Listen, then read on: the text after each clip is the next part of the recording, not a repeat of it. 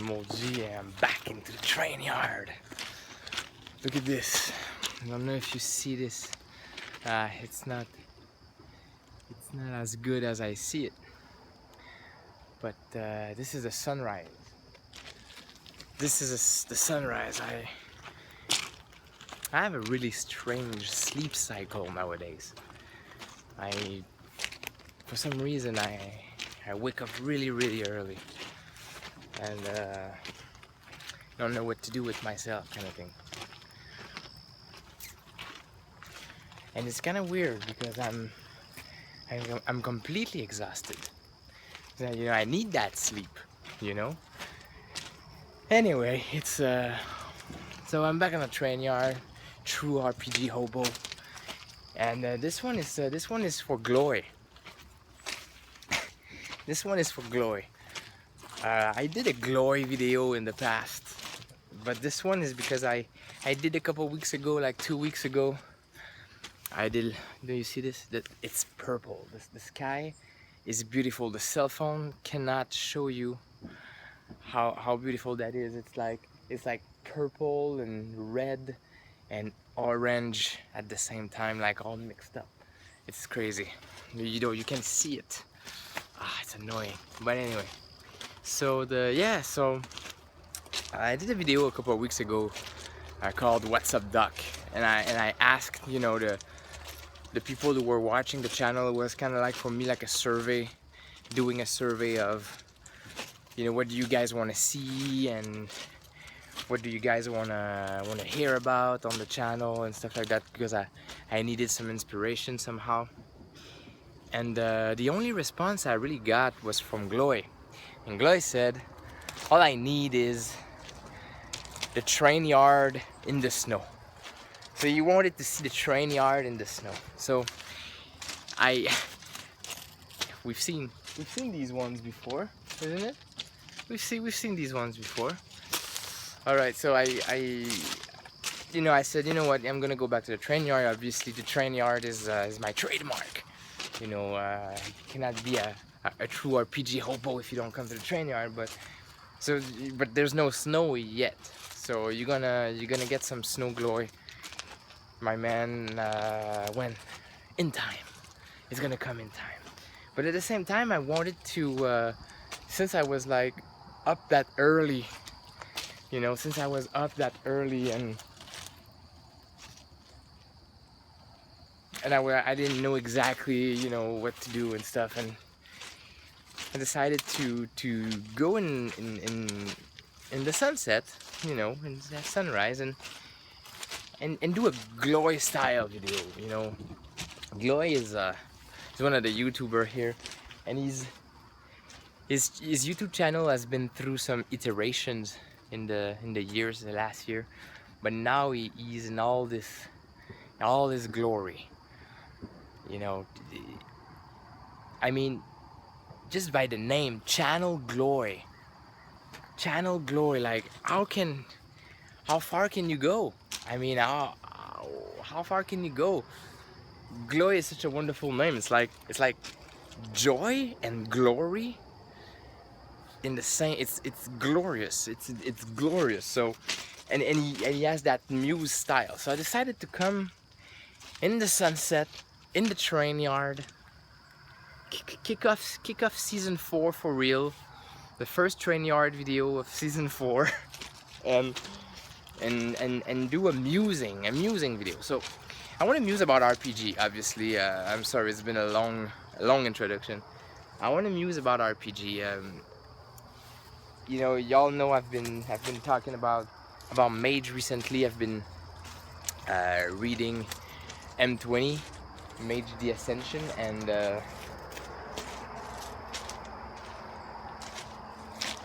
I'm you know, I'm just fascinated by the setting. It is my favorite setting in RPG I've read so far. I've dig into a couple settings, but this is my favorite setting, and it's not gonna be. I'm not gonna talk about. I'm gonna make a video, like to really when I'm gonna be done with the book. I'm gonna make a video to really appreciate M20 and Mage the Ascension. But I wanted to do a video about those. I mean, you know, these settings that, because this is really something that is truly typical to role-playing games, and it's about, you know, it's the fact that they, if you look at what an RPG is, it's basically, it's a game. It's a game that is you know, that allows you to use your imagination to create great stories. And the thing that happens is that people buy the game and they get together as groups, and they play that game and create a story with that system, and it becomes something that is really close to themselves. Like, it becomes a cultural phenomena. So over the years, what happens is that all these people playing that game or these games, they end up creating a culture around it and developing lore, you know, and develop lore about the settings and the game by playing it. So the story that they play becomes lore, you know, becomes canon somehow, because some of these people like the game so much that they become fucking writers for the game. Gentleman Gamer is an example of that phenomena, you know, played a game all his life and then became a writer for it. And what happens is that when you end up becoming a writer for the game, because I think, you know, I think it's kind of obvious that most of these guys who write supplements and setting stuff were player in the first place. I think it's kind of, that's the point, right? So what happens is that by playing along, you know, along the way, they end up injecting their stories into the setting and the lore. Now, some of these games are old. Some of these games have been going on for a long time. Like Mage 20, you know, was in 2013, was celebrating his 20th anniversary. So it's almost like 25-year-old setting. You have setting like Traveler. Traveler is old. Traveler is I think Traveler is from the 70s, if I remember correctly. Now, I don't have the exact date. Maybe Shauner can put the date, let me know. But it's like it's probably 35-year-old setting, somewhere close to 35-year-old setting. If you go to the Traveler map, if you Google Traveler map, the fans, what they've done is that they created some kind of like a 3D map. It's not really 3D, but it's really deep. It's hard to explain, but it's like this huge, gigantic map of the setting, of the Traveler setting. And that map is being updated as I speak. And it's like people just injecting lore from their game. So the people who travels in these in that universe with spacecraft and spaceships, they go places, find out planets and stuff, and then they put it in the map on the website. So it becomes that huge fucking world that's been going on for 35 years. Forgotten Realms, D&D. I mean, they have novels, they have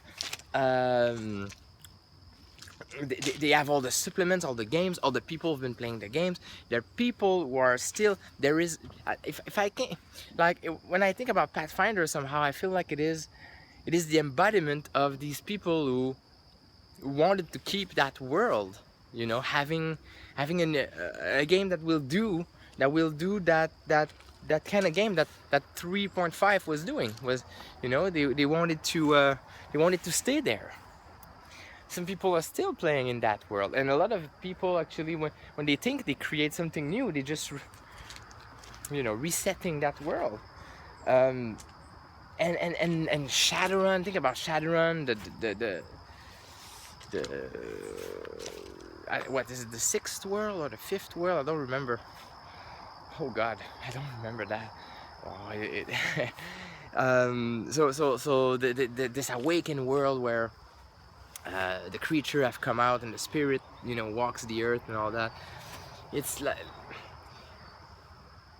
from I was just recently I was because I've been playing more of indie games for the last year and a half or two, and I realized that these games don't have much setting. You know, a lot of them, they either generic or they provide an abstract setting. The setting is there, yeah, there is some kind of an aesthetic, but it's abstract, and it's kind of cool. It's another way of doing things. But these games are new. They don't have that 30-year-old lore behind them. They don't have that 25 or 20-year old lore culture background behind them.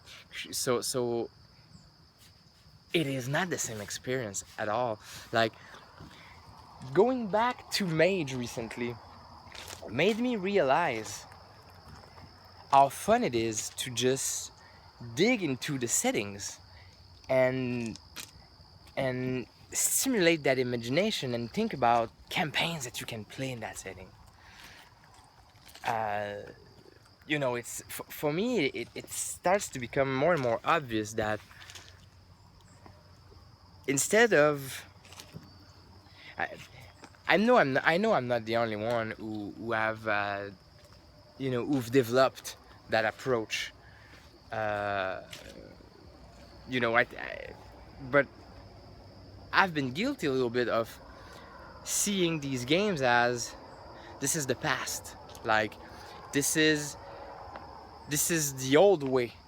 When I was talking about traditional game, I was like, this is the old way of playing RPG, and the designs now are way more advanced. And if you want to have like a good RPG experience, you need to find your need and find the game for it. And if you go into the indie games, you're gonna find more precise game that will allow you to do exactly what you want. And that's true. That's totally true. And it's gonna do it. It is. So it's really good thing to do that. But the problem is that going back and just looking back at these old games, I realized there is something that these indie games cannot buy, and it's time. They cannot embody and represent culturally and symbolically and with all these backgrounds of lore, they cannot reproduce these settings. You know, playing Vampire the Masquerade is a really rich experience. Playing Mage the Ascension is a really specific and rich experience because of all these years, you know. I think you guys start to get the point. So these realization I'm having nowadays just made me realize that what's happening is that the distinction now between traditional game and indie games, for me at least, where I'm at now in my understanding, is that it is not necessarily a distinction over design capacities and engine productivity and how good they are to do what they are supposed to do and stuff like that. Because let's be honest, they, you know, these engines are old and they don't do exactly what they're supposed to do. So they need a little love when you play them to make it work, at least in my opinion. But the settings, I mean, in the culture, like behind the experience that they will provide you, that though, I mean, it is worth in terms of flavor. In terms of flavor, I mean, it's no doubt they are the games you want to go to if you wanna have that kind of experience. You will not have that experience in the indie games. And for me, that is becoming more and more obvious now. And instead of making an eschatology of these games, you know, from the better to the worst, from the best to the worst, now it becomes it becomes more like the different tools to do the different things that they do.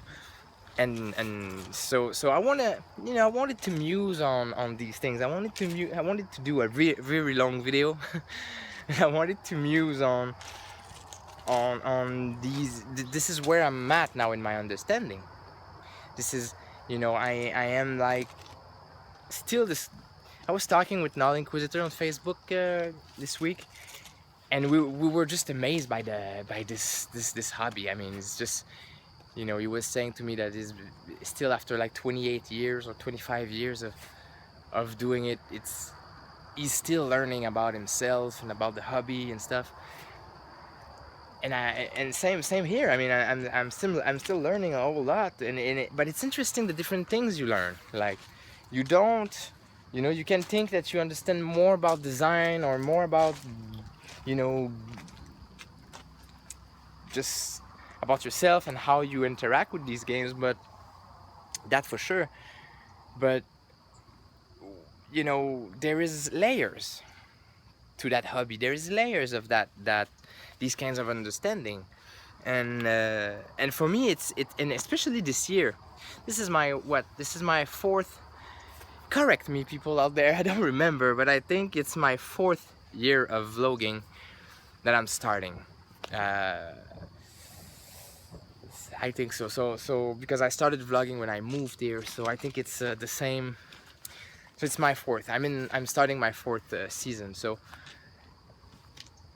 one thing I've realized by starting vlogging a couple of weeks ago is that the goddamn vlog stimulates that learning, and I was kind of stalled.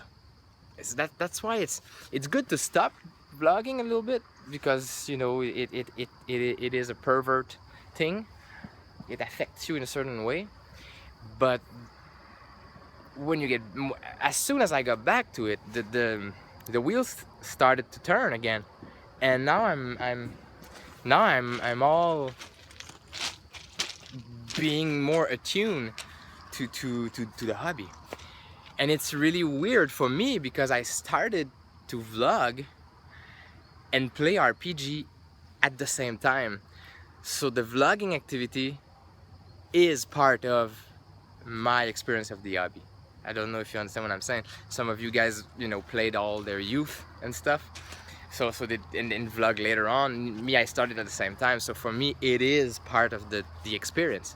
So I start to understand more how the vlogging interact with my gaming, and it's really, really interesting. Anyway, so it's been a really long video. Thank you again for watching, and yeah, Glory, this is back in the hobo-ness, the true RPG fashion, and true RPG hobo fashion, and I see you guys around. Talk to you soon.